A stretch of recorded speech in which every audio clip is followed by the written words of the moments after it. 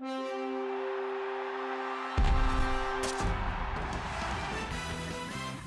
playing the Cover 3 here at Pro Football Weekly, where we're bringing you 3 under-the-radar stories from Week 14.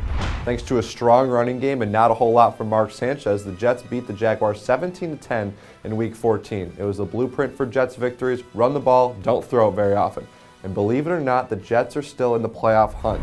They are 1 game back of the second AFC wildcard spot behind the Steelers and Bengals. Both teams lost on Sunday, and both the Pittsburgh Steelers and Cincinnati Bengals have tough schedules down the stretch.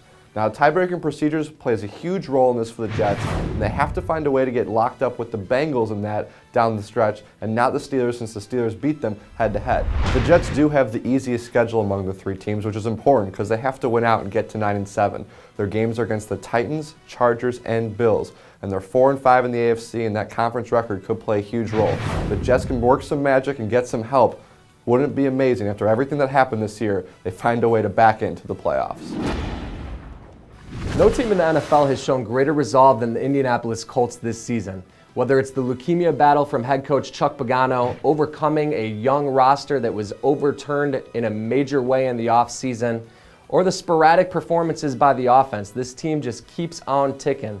That continued in Week 14 when they didn't allow horrible officiating to get them down.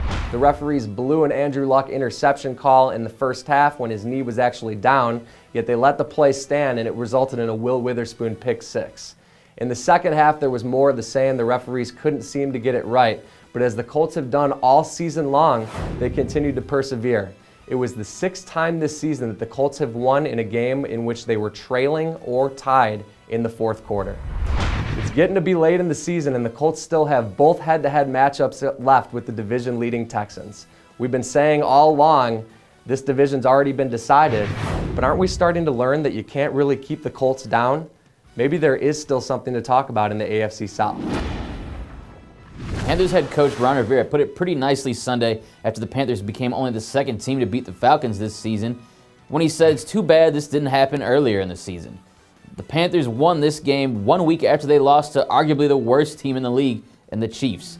They're up and down and inconsistent and 4-9 right now with little to play for other than positioning in the draft. The Panthers were at far less than full strength Sunday because of injuries. They didn't have their starting running back Jonathan Stewart, yet they were basically in control of the game from start to finish. Another reminder for this team of just how much talent they have, and had to make them think of what might have been this season had they taken care of business in some of their closer games earlier in the season. For Ron Rivera, who's been told he needs to have the team trending upward by the end of the season by owner Jerry Richardson, this could have been the best win of his tenure. But it has to be feeling pretty bittersweet for a team that's guaranteed to have another losing season. For more of the best coverage of the NFL, go to ProFootballWeekly.com.